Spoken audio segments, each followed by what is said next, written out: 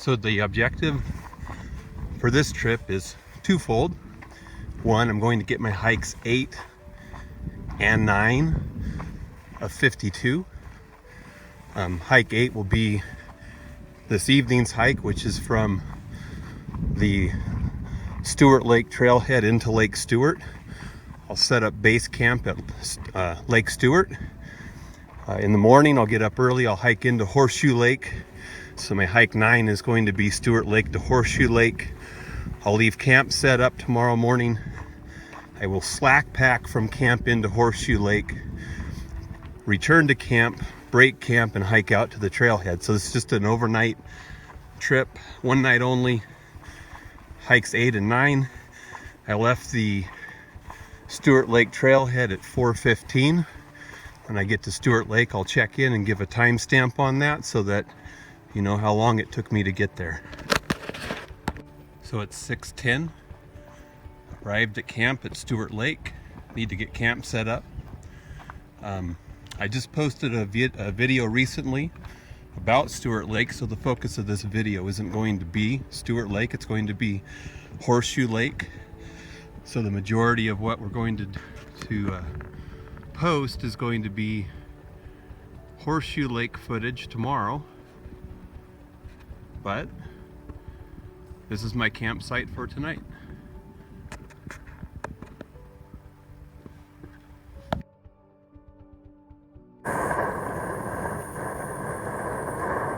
So it's 7:45 a.m.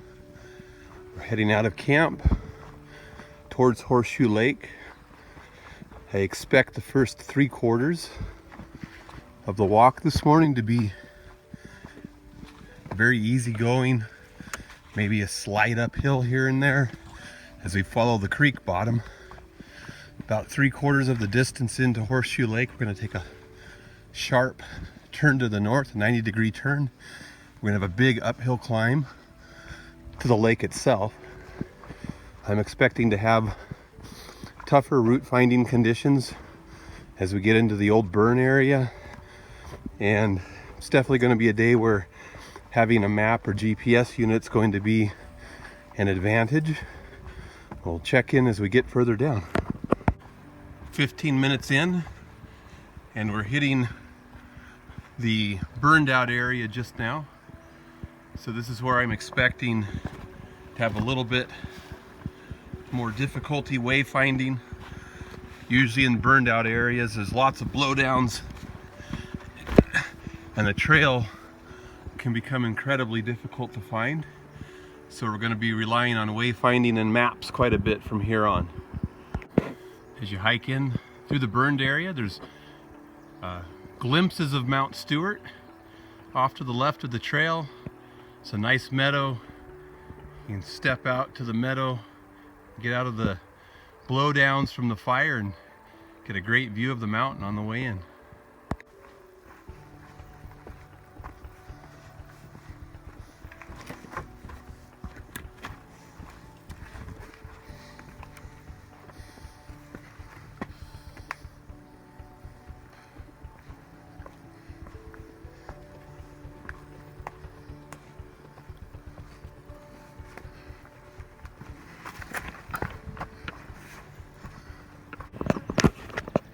So I'm at the tree with the horseshoe on it.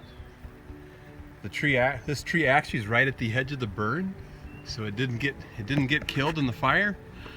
This marks the end of the flat, easy section of trail.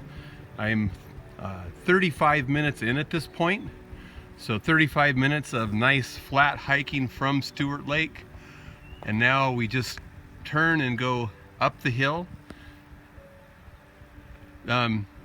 There's been a lot of route finding, but it hasn't been that bad. I haven't had to use the map or GPS at this point. The logs are down over the trail in large numbers. However, there's enough of the old trail visible so that it's pretty easy to pick up and follow it. So, up the hill.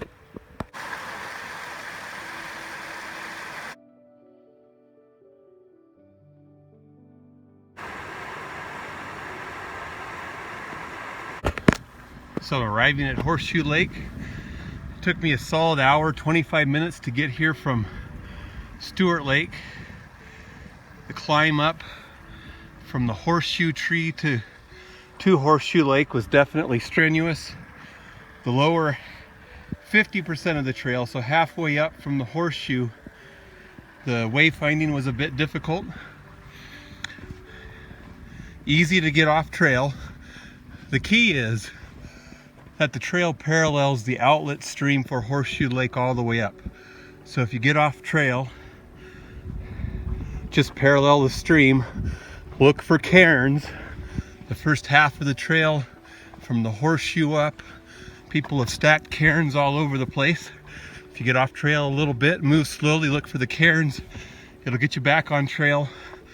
Once you get past the halfway point, the trail enters an area where it hasn't been burned out, and you pick the trail up from there. It's easy to follow.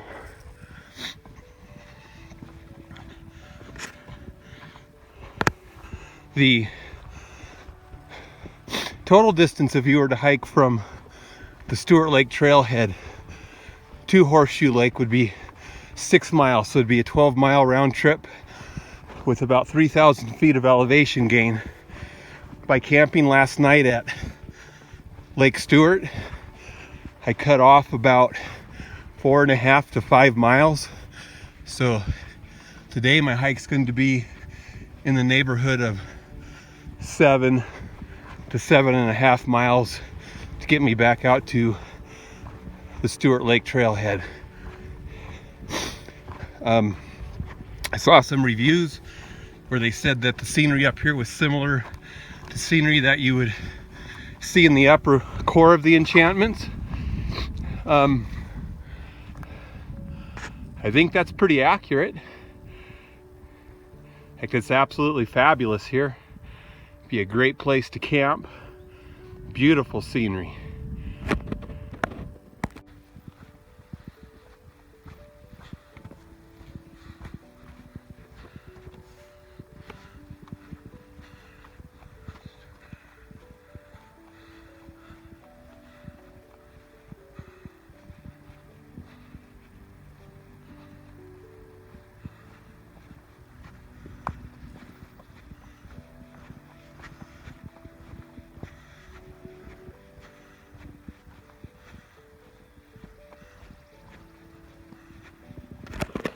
So from the top, you get a good view of the different peaks. So out here, it's the Cannon Peak. And then off in the distance, right out there, it's hard to see in the video, you have Dragon Tail Peak, then Kolchak Peak, and then right there's Argonaut Peak, there's Sherpa Peak, and then Mount Stuart.